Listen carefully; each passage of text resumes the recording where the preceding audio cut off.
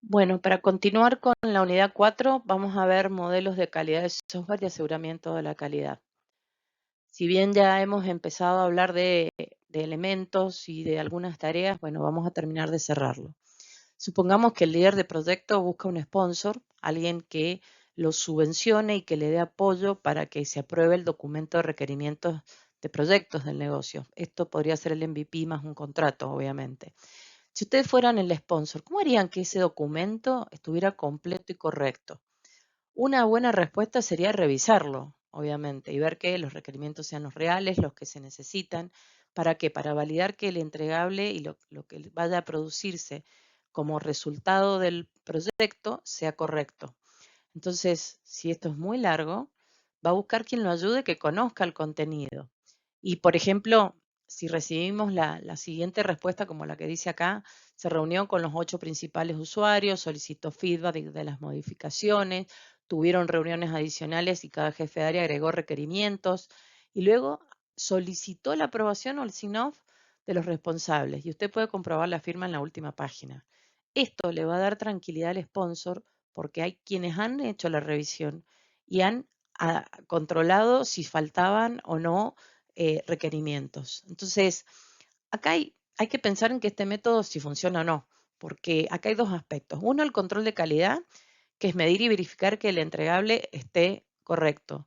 Y la segunda, el aseguramiento de la calidad, que sería focalizarse en los procesos que se fueron usando para crear el entregable, es decir, los pasos para llegar a ese resultado.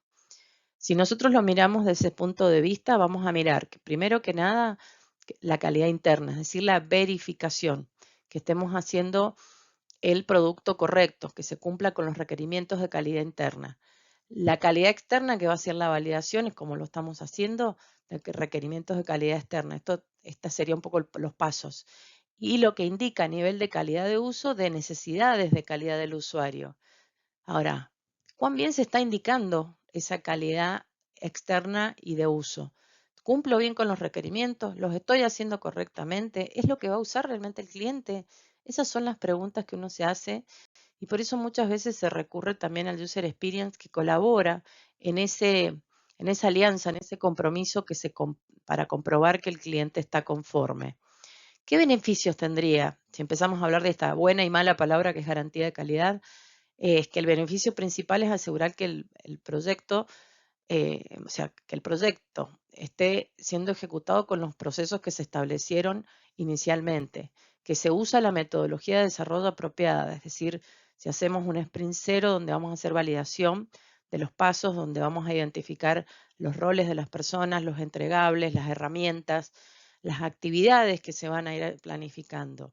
Si se van haciendo regularmente revisiones, si la documentación se produce y se guarda, y qué pasa si nosotros queremos volver hacia atrás. Si las pruebas fueron eficaces, si el proyecto está en condiciones de ser expuesto a auditorías externas y si se ha informado de todos los problemas que fueron habiendo a nivel de impacto y riesgos y cómo se fueron solucionando. Por lo cual, hay tres factores importantes acá en la garantía de la calidad. El sistema de calidad que usamos, la aplicación del proceso y las actividades que aseguran la calidad. Toda empresa que trate de obtener mejor calidad debe pretender que los productos que desarrolle tengan ciertas cotas, ciertos alcances de calidad que sean dignos de satisfacer las necesidades del usuario y que sean competitivos a nivel de donde se vayan a gestionar, de donde se vayan a utilizar. ¿Qué tiene que hacer entonces aseguramiento de la calidad? Definir qué es calidad del software, ya sea para el proyecto, como para el producto, como para la empresa. Crear las actividades para que eso se garantice, desarrollar el control de calidad y las actividades necesarias y medir. Si yo no mido, no sé dónde estoy. Necesito saber si voy ejecutando bien. Recuerden que las mediciones siempre las imaginamos como estos relojes que encontramos dentro de los autos o digamos, el medidor de nafta, el medidor de velocidad. Igual que en un avión nos vamos a encontrar con un montón de métricas que a nosotros nos van a ir diciendo a través de ese dashboard si las cosas van bien o mal. El aseguramiento de la calidad incluye un proceso, tareas específicas, prácticas que se traducen en métodos y herramientas, el control de todos los productos, un procedimiento para garantizar el cumplimiento de los estándares y volvemos a la medición y el reporte.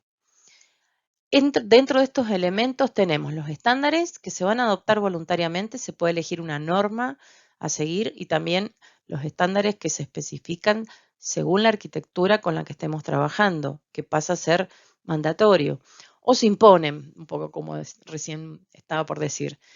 Revisiones y auditorías, que son revisiones técnicas para ir detectando errores, auditorías para garantizar que se sigan los lineamientos, las pruebas, que son una de las actividades y la función de control para detectar errores, y la idea es que se planifiquen de una manera apropiada. Por eso se habla vamos a hablar en la unidad que sigue, de un test plan y un test strategy. Este sería un ejemplo, entre medio de los estándares, que les puse como para que vieran algo importante, que no es solo dar información del documento a quién se va a distribuir, sino cómo se manejan las versiones, que esto es lo más importante. Es decir, ¿qué se cambió en la versión 1.0? Acá se describen los casos de uso principal. Se contemplan descripciones de caso de uso y se incorporan diagramas de estado, etc. ¿Qué hay en la versión 2? Se ingresan observaciones de fulanito. La versión 2.1 se desarrolla un modelo del dominio y describe parcialmente las acciones de los casos de... La idea es definir por qué hay cambios, por qué impactan tanto. Siguiendo con los elementos, nos encontramos con la colección y análisis de errores. ¿Por qué? Porque vamos a analizar y muchas veces se buscan patrones comunes y también se analizan los datos que provocaron estos defectos para ver si no es por ahí el problema a nivel de validación dentro del código. Ustedes verán en la unidad 5 cómo se arma un dataset, ¿sí? Y también si se han instituido prácticas adecuadas de administración de cambios. La gestión de cambios yo les he venido diciendo que es un tema complejo porque hay que acordarlo con el cliente, hay que evaluar su impacto y ver si realmente se va a cambiar o no dentro de la planificación que se está haciendo o si se va a dejar para una próxima versión, por ejemplo. Otro punto es la educación o capacitación para poder realmente entrenar a la gente en mejorar la calidad, que tengan buenas prácticas de programación, buenas prácticas de diseño, por ejemplo, no sé, el tema de aplicación de patrones, que se pongan de acuerdo en cómo trabajar y esto también implica muchas veces planeación de training porque hay gente que no está nivelada al seniority que se define que tiene que tener. Administración de proveedores, este es todo un tema por el hecho de que hay que gestionar a terceros y hay que exigir al tercero que nos dé un input para nosotros producir un output o su output produzca nuestro input y poder seguirlo y cumplir con las cláusulas de calidad que se mencionan. También la administración de la seguridad. La idea es que pensemos justamente en cómo se usan los procesos y que seamos criteriosos en lo que vamos a controlar. Hay veces que lo que se controla es mucho más caro que los controles son más caros que lo que se está controlando. Ahí hay una relación costo-beneficio a analizar, siempre. Los aspectos de seguridad, por el hecho de que tiene que haber prevención, detección y corrección, y qué pasos se van a ir dando si se requieren para poder hacer un plan de acción que disminuya o mitiga los riesgos. Administración de riesgos, por el hecho de que se efectúan de una manera apropiada. Algunos lo que van haciendo es guardando una base de datos de riesgos y qué planes de acción se tomaron para que si vuelve a ocurrir se tengan ya los planes de acción preparados. Esto muchas veces termina manifestándose en un plan de contingencia. ¿Cuáles serían las tareas para el aseguramiento de la calidad? Primero, a nivel de ingeniería de software, se hace un trabajo técnico, ¿sí? Y el grupo de aseguramiento de la calidad lo que va a hacer es planear, supervisar, registrar y analizar los reportes que se vayan haciendo. Es decir, va a preparar el plan, va a participar en el desarrollo de la descripción del software, va a revisar las actividades de ingeniería de software para verificar que se cumple el proceso que se definió anteriormente, se audita los productos, es decir, si lo está bien controlado el proceso y lo que está validándose y verificándose dentro del sistema, asegurar que las desviaciones se documenten y se solucionen, que no queden en stand-by o carry over forever, digamos, para poder avanzar y que no haya una entrega con agujeros o gaps dentro de lo que se está haciendo. Y registrar toda falta de cumplimiento. Hay veces que hay problemas a nivel tecnológico o a nivel de comunicaciones o problemas con el equipo. Y bueno, esto tiene que ser reportado para poder solucionarlo en algún momento. Metas, atributos. Bien, la calidad anterior se va a realizar para alcanzar un conjunto de metas. Estas serían la calidad de los requerimientos, ¿sí? Que sean apropiados, que sean correctos, completos y consistentes según el modelo de requerimientos que se ha definido y que influye en la calidad. Calidad del diseño, que estos son indicadores, porque acá va a haber atributos del diseño que van a indicarnos que hay calidad o no en lo que se está desarrollando. Calidad del código, que debe identificar aquellos atributos que permitan hacer un análisis razonable de la calidad del código, como por ejemplo cómo se documenta el código, cómo se indenta, si se están siguiendo las normas de acuerdo a la versión de IDE y del motor de base de datos, etc. Eficacia del control de calidad a nivel de analizar la asignación de los recursos. Yo necesito gente para que se puedan hacer revisiones y se puedan hacer las pruebas. Hoy es casi inconcebible desarrollar un sistema sin tener QAs o tester. Y acá tenemos un ejemplo. Esto está sacado de un libro de Piatini que se encuentra en la biblioteca del departamento. Hay más, estos son algunos ejemplos de métricas, si lo quieren utilizar. Por ejemplo, en calidad de requerimientos, un atributo es la trazabilidad. ¿Se acuerdan que hablamos de ella? Sería el número de requerimientos no trazables hasta el diseño código. Si yo puedo o no trazarlos. Otro es volatilidad. Esto sería el número de cambios por requerimiento. Otro es tiempo por actividad cuando se solicita un cambio. ¿Cuánto tardo yo en pedir un cambio y que éste sea resuelto? Otro podría ser a nivel de calidad de código, con, por ejemplo, comprensibilidad, porcentaje de comentarios internos, cada cuánto tengo uno, por ejemplo, siempre que empiezo con un procedimiento tengo que describirlo, reusabilidad, el porcentaje de componentes reutilizados. Bueno, les dejo para que vean el resto y si quieren más busquen el libro de Piatini que se encuentra en la biblioteca. Confiabilidad del software. ¿Qué sería la confiabilidad o fiabilidad? Es la probabilidad de que el programa realice los objetivos de forma satisfactoria, o sea, que no tenga errores, ninguna falla, en un determinado periodo de tiempo y en un entorno específico, es decir, un perfil operacional. Estamos hablando de un entorno de producción, de cuando está realmente funcionando para un usuario final. Si el problema falla frecuentemente en su funcionamiento, no importa el resto de los factores de calidad, van a ser aceptables.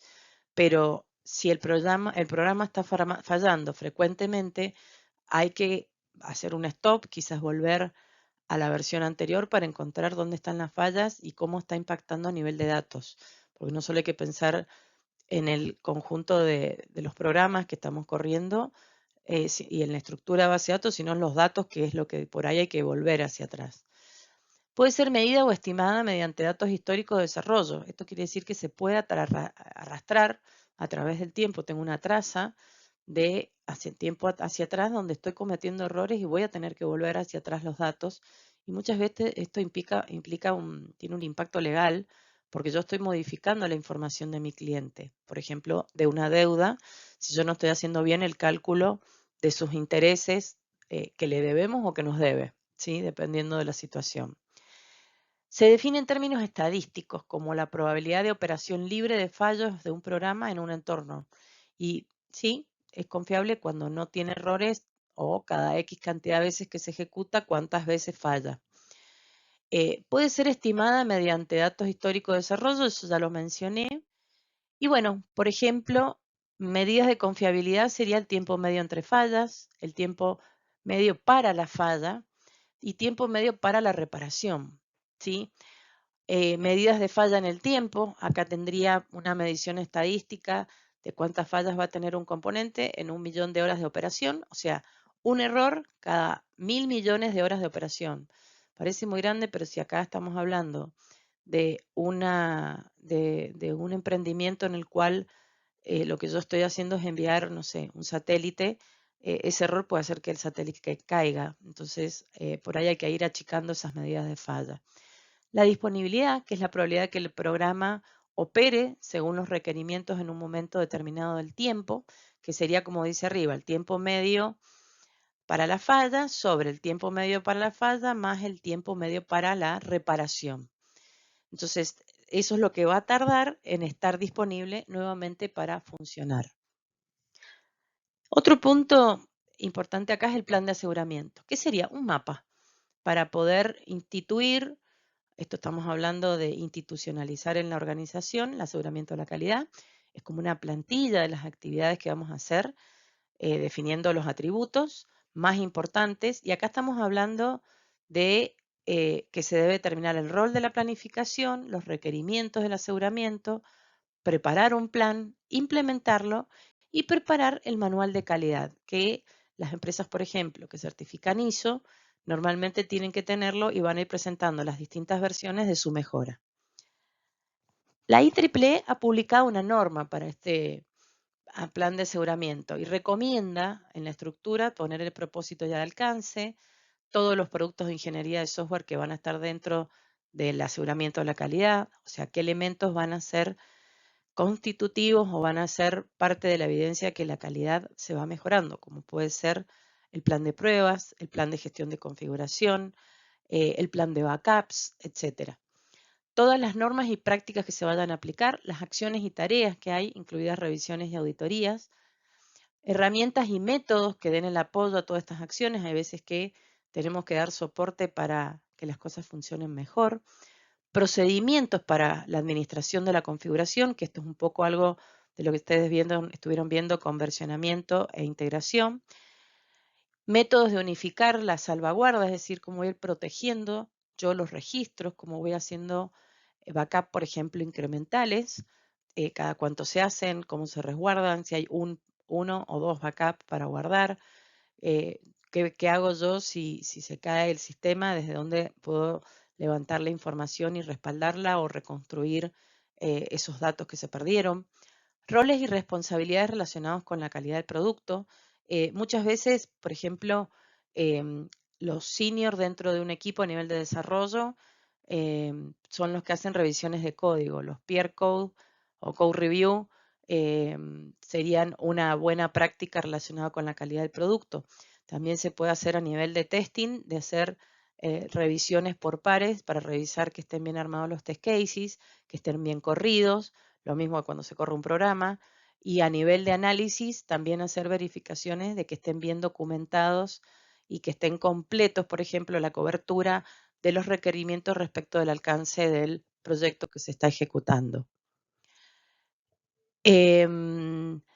Otro punto importante es que se incluya en los planes de desarrollo, que los requisitos de calidad estén relacionados con los productos y los procesos, no podemos separarlos, que los sistemas de gestión de calidad se adapten, se identifiquen, que sean específicos, que los métodos, modelos, herramientas y convenios de lenguaje de programación, bibliotecas, etcétera, sean identificados y sean reutilizables. Esto está hablando de tener un repositorio para poder ser usado y accesible.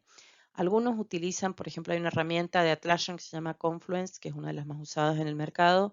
Es un excelente repositorio y ayuda a ordenar muy bien la información.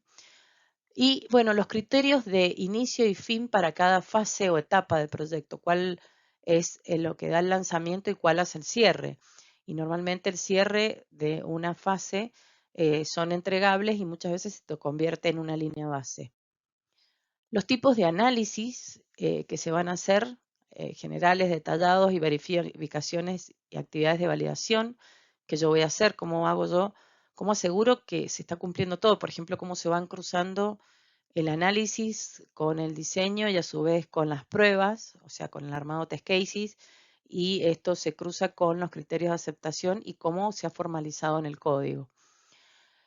Las actividades de seguimiento y las medidas que se llevan a cabo, qué pasa si yo encuentro un error en un requerimiento, cómo se reclama, si se refina esto con el cliente, si hay contradicciones en los requerimientos, cómo se hace ese seguimiento. Acá actúa mucho el business analyst o el analista de negocios para colaborar en ese seguimiento, sino también colabora el QA y hasta el mismo desarrollador, pero si estamos hablando de lo funcional, está mucho más metido el business analyst, el UX inclusive, y el QA.